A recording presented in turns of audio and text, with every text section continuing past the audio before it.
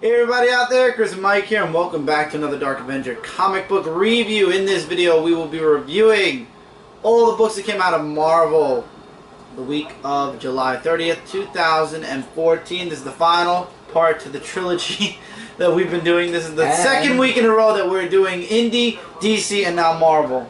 And the final week of July. Final week of July, and because it's the final week of July, I can talk. Not too many books. Ironically, just like DC, 7 books. Yep. Let's start off with the non-original sin books, and then we're gonna go back to then we're gonna go into original sin, and then we're going back to non-original sin. Hawkeye issue 19. Oh my God, Hawkeye's out, and it's $3.99 now. Yeah, look, it's $3.99 now, and of course, you know, the free digital download bonus because they're charging you another $1 now. So hopefully it won't take too long for the next issue of Hawkeye to come out. This issue is completely in sign language. Really good. Clint lost his hearing due to what happened in the previous issue, if you guys can remember what happened in the previous issue because it's been so long. So Clint's giving up, literally. He's at the end of his rope. The guy he bought the, or took the apartment from ends up coming back, and the bros are about to give him back his apartment because basically they think they've won. And Clint's basically down and out. He's given up, and his brother, you know, they're showing flashbacks from when they were kids, and Clint lost his hearing once again in the past. Obviously, he's going to get it back in the present also. And his brother told me you have to tough it out. You gotta, you know, be tough. You gotta fight through it. And the same thing's going on in the present. The same exact thing. They actually show a side by side of the fight when they were kids and the fight when they were adults. And he's saying you need to, oh, what was the word? You're not done yet. You can get it back. You can get it all back. And as you guys can see, there's the sign language parts in this book. And after a little while, Clint makes a decision. He makes this humongous speech, and yes, that's exactly what he's going to do. And he takes it to the bros, and it ends where basically that's just it. It's Hawkeye and his brother going up against the bros, and he's done. He's not. He's got that fighting spirit back, so now he's going to take it. He's going to stop them once and for all, and put an end to this whole issue that's going on. Really like this book. Not happy that Marvel upped the price for the last couple of issues, and think the justification of a free digital code gives them the right to make this a $3.99 book now. But basically, this was one of the few books that was $2.99 that I'm sure at some point their books are going to go to $3.99. And you know what I find ironic? What? Their books are more money than DC, and they still don't have a good freaking cover printer. Oh my God. Because my fingerprints are on several of these issues. Not this one. This one's Michael's. But the next one and the last book of this week, I have fingerprints on those covers because the damn people who print the covers are not doing a good job. That's why we need comic gloves. No. That's why DC, Marvel needs to go to the printers that DC goes to so their shit doesn't run. Avengers World issue number 10. Still continuing on with the Avengers World run and everything that's... We get the dragon? Yes, Chris, in the beginning. We get the dragon! And it leads into like... we lost the dragon. We only got one page! There's only one page! Are you done? So yeah, it goes into 3 different parts of... Like in 3 different worlds of... Page! Are you done? I'm pissed! What's going on with the dragon? Can I continue, please? Thank you. So after they show what happens in the 3 worlds that we got in Avengers World, I know that you're still thinking of it. Of course I have! They're saying that the Gorgon is part of... Gesundheit. Part of all of what's going on. And there's like a whole... Like there's this thing where Dr. Andrew Forson goes on this talk show. And they have like a long, huge dialogue of stuff. If you want to know what it is, read the book. Meanwhile, we get the director of Spear, who... Spear is his opinion? No, who returns in this issue. We saw with the Falcon in Avengers World number 7. And basically, he just talks about, like, there's swift action that needs to be required. And it's based on the Gorgon and everything that he is doing. And basically they want them to fight, the S.H.I.E.L.D. to fight on their side. So you know, there's lots of stuff, including here's Hawkeye, by the way, who is fighting off against the demons, which we've seen in other issues. Like, all three of the worlds that we saw in the past issue all come together. Also, Iron Man comes in, and he has a little talk with Dr. Forson, and other stuffs about, you know, the things that have gone crazy. And Andrew Forson just, well, first of all, he turns very differently when the camera goes off, because they're not live then. And then we get the Young Avengers. The next Avengers. I'm sorry, next Avengers, who appear in this interesting. issue. Oh, look, it's a dragon on the last and then there's page. the other dragon, and basically this is how the end happens. So, first were demons, now there's robots. If you want to find out more of what happened, you can read the issue. It was an okay issue, like average, but I'll be picking up the next issue. And hopefully this boy over here won't be inside me saying, "Where's the dragon? Where's the dragon?" and all that other stuff. So go ahead. Uncanny X-Men 24. I'm definitely dropping this series once this story arc's over. Scott Summers has to be at the reading of Charles Xavier's will. Beast reveals, and who didn't see this coming, he knows where Scott Summers is. So the entire Jean Grey school had no idea where Scott Summers is. Beast found out. And even Storm says, "You've known and you didn't tell us?" And he's like, "There's no reason." He's like, Storm said you didn't report the authorities to him or anything. He's like, "No, I just want nothing to do with him anymore." So, and then we get a little glimpse at this guy who has this really, really powerful power, and he can't control it. I'm having a feeling, well, I'll say at the end of the issue. So, Wolverine's X-Men show up at the Uncanny School, or at the new Charles Xavier School, or new Xavier School. They wake Scott up. We get the first look at the new Dazzler. Yippee! Yeah. If you weren't excited by the cover, you sure get a bigger glimpse of her here. They wake Scott up. They tell Scott, "Look, there's a reading of Charles Xavier's will. You need to be there." He thinks it's a trick at first. Then after little Jean reads all their minds, she says, "No, they're actually telling the truth." They go, and of course the book ends with Charles Xavier saying, "I have this deep, dark secret," for the 5th time. First of all, we find out that Charles Xavier, spoiler alert here, but not really, because we all know the guy, the little kid that comes out of the future X-Men, the future Brotherhood. Charles Xavier apparently is married to Mystique, or was married to Mystique, which explains Charles Xavier Jr. But yeah. So other than that reveal, he says, "I have another deep, dark secret that I've been dealing with, but now that I'm gone, I'm sorry, my X-Men. Now the burden is lying on you." So the poor X-Men. Little deep, dark secrets have been coming out of Charles Xavier for the past 30 years, 20 years now, and I feel bad for them. Next thing he'll say, "Actually, this whole thing of Cyclops killing me, it was a joke, I'm alive," and all that other stuff. No, don't even joke. I'm just saying, as an example, as a... We'll see where it goes from here, but yeah, I'm probably not going to be picking up the next story arc anyway, because it just doesn't look interesting. Finally, an improvement of, I can finally say, this is a Hulk versus Iron Man #3. This is the book where they actually fight. And it took them 3 issues. And there's only 1 issue, I think, to go next week. Yeah, there is, because this is to be concluded. So, basically, we saw in the issue how where Hulk could control his anger and everything.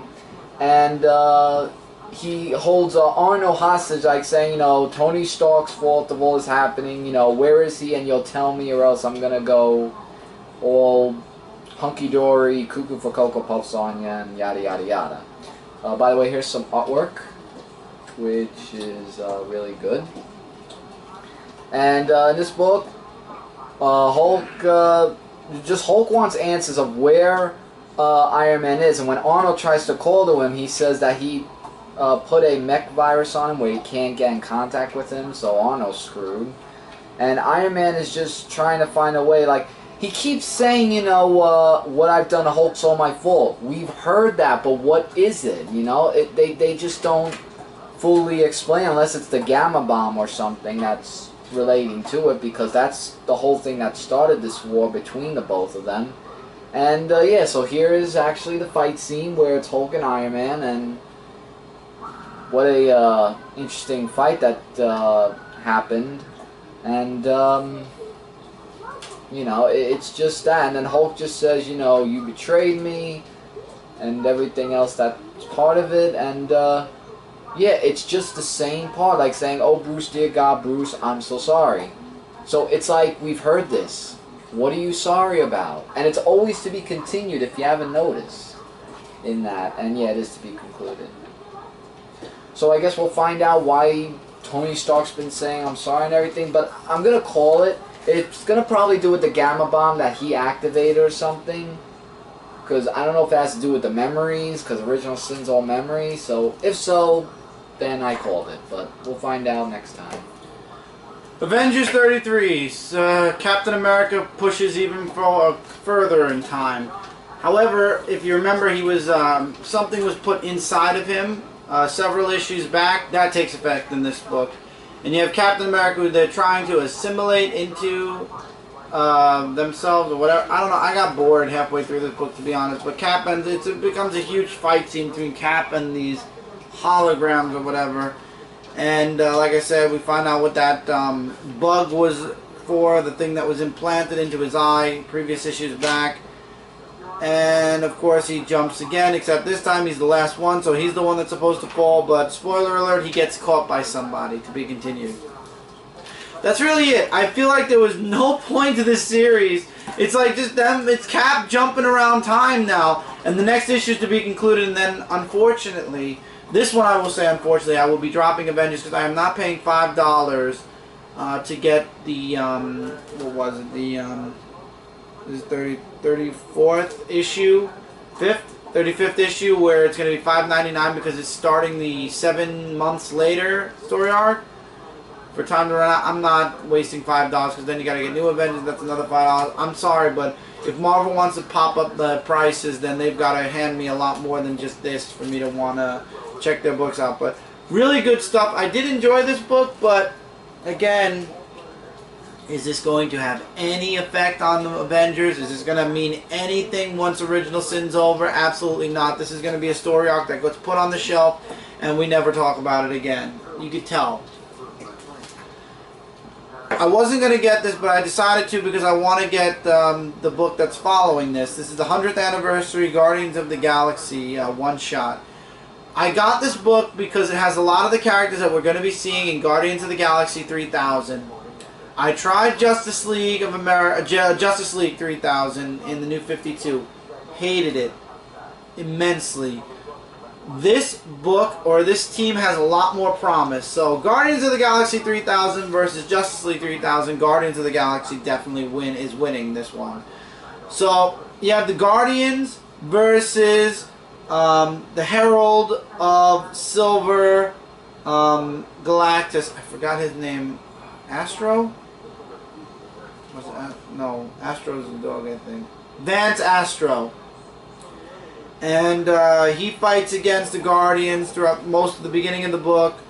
There's a cute scene with Astro the dog in Nowhere, because that's where Silver Galactus is attacking or wants to devour. Again, reading gloves? I don't think so. Comic gloves. Better printing. Reading gloves? Reading gloves. I said comic gloves. I don't want comic gloves. Well, comic gloves. We definitely need better covers, Marvel. So the Avengers find the Guardians find their way back to Nowhere. They don't know how, but they got back, and they go up against Silver Galactus. Vance Astro shows up and fights them off a bit, and then there's a little bit of a twist towards the end of the book with Vance Astro. He actually 2 times. This is a one-shot, so really no spoilers here because they're not continuing from this. He turns on Silver Galactus. It turns out that Vance Astro was planning to turn on Galactus all along. He just had to wait until he had the right moment. And one thing I won't spoil is who Vance Astro reveals himself to be at the end of the book. That, I have to say, read this issue or wait till Guardians of the Galaxy 3000 comes out, because that was a really good ending. This is the variant cover, same price as the regular cover, worth the money. Really like the art, or the paint art on this. You have an Iron Man that has the personality, it's a machine, but it has the personality of Tony Stark. I mean, can't get much better than that. Gamora, Star-Lord, you still have Drax in there, you got Rocket and his little raccoon nephews. You can't get any better than that. Nephews? Yeah, Rocket and his raccoons. I didn't know he had. Well, this is in the future. Oh, well then now. Now, the final book of the week, and since we are in Guardians of the Galaxy, you know, the Guardians of the Galaxy movie just came out this past weekend, and it was freaking awesome from what I heard. Guardians of the Galaxy issue number 17. Star-Lord was saved by Captain Marvel in the last issue. So now it's all about them escaping Spartax and finding the other Guardians. They escape Spartax, but, spoiler alert here because I love it and I've got to flaunt it, the people have turned on Jason. And they're actually rioting or fighting their way. The castle actually is under, the palace is under siege when Pete leaves. And yes, I don't think that Jason is really going to be the head of Spartax anymore. Gamora reaches out to Peter finally because Angela showed up to help save her. Drax is fighting. Oh, this is what I wanted to make mention. Is fighting what's his name? Gladiator. Now here's my problem. I love Nick Bradshaw's art. And by the way, the next book is going to be Bendis and Ed McGuinness. So, and he actually, Ed McGuinness is the one that did the cover for this book. But my problem's here. This is Nick Bradshaw, okay? Now, you turn the page. And wash your hands. And it's a different artist. I'm not a fan of the second artist of this book. I believe it's Mike Omeng. I want to make sure. Yeah, Michael Omeng. All of a sudden, it took like, here's the fight, okay? And then you turn the page and the fight changes to this. I just don't really care for the art by Mike Omeng on certain, especially on a lot of pages. So they save Drax. They go after Rocket and Groot. Rocket is returned to them by the Kree. And the Kree kind of says, I hope you take this as a peace offering. Hopefully one day you'll return the good favor. We don't mean anything. We're glad that you got your father taken out of power. And they actually tell them where Groot is. They go save Groot, and now all that's left is finding Agent Venom. And they're in nowhere. They're at nowhere. But Venom is hiding in the shadows. But the next issue is an Original Sin tie-in. So, I don't know. I don't know if they're going to find Venom. They kind of give up a little bit on finding Venom after a while. So, well, we'll find out. I guess he'll come back later on in the series. Maybe. Or later on, a couple issues from now. Who knows? But really good. The only thing I didn't like was the drastic, like, all of a sudden change from Nick Bradshaw's art to Mike Omeng's art, literally in the beginning of in the middle of a scene, in the middle of a fight between Drax and Gladiator. It kind of throws the whole scene off because it starts one way and then it ends another. I would have rather either Mike Omeng did the whole book, or actually I would have preferred Nick Bradshaw to have done the whole book, because it was really, I don't know, I would have rather have had the same artist do the book, because it was kind of offsetting having the book one way 1 minute and then the end of the book is a completely different way. Not a fan of Mike Omeng's artwork. Very sketchy, very misproportioned, and Nick Bradshaw's artwork is so nice. I really love Nick Bradshaw's art. Does it hurt the book? In my opinion, at most a half a star. Not much. Not really much. The artwork you can live through for the rest of the book. Right. Because you have Nick Bradshaw at the beginning. And Mike Omeng's artwork is not horrible. It's just when if it was all of him, I would have understood. But when you change drastically in the middle of a book, that's when I kind of say, start from a different scene, like when Rocket was given back to them, or when they went to go get Groot. Not right in the middle of the fight scene between Drax and Gladiator. So it kind of took me a while to get used to his art, but once I did, the book was a joy to read. Really enjoyed it. Loved this book from Marvel this week. It was really, really good. I highly recommend you guys check out Guardians of the Galaxy. I don't understand why, because Original Sin is ending this month, but the next issue is connecting to Original Sin. Yeah. Okay? And with that, that's it for this review, guys. Don't forget to check out Comic Related, Comic Frontline, and Zone4Podcast.com. Together we are your #1 source for comic-related news, reviews, and a whole bunch more. Guys, likes, dislikes, agree, disagree, questions, comments, recommendations, feel free to leave them in the comments below. And we will get back to you guys this Friday on the weekly comic book haul, and we will be answering all your guys' comments, whether they be questions, comments, just regular comments, recommendations, whatever. We will be answering them then. So until then, guys, that's it for the trilogy. Tonight is going to be the live show, because by the time all these videos are up, it'll probably be Tuesday afternoon. So sorry, by the way, that all these videos were late. Again, recording time, hard to do. Sunday was very busy. So till next time, everybody, take care, keep reading, keep collecting. We'll see you guys in the next review. Later, everybody.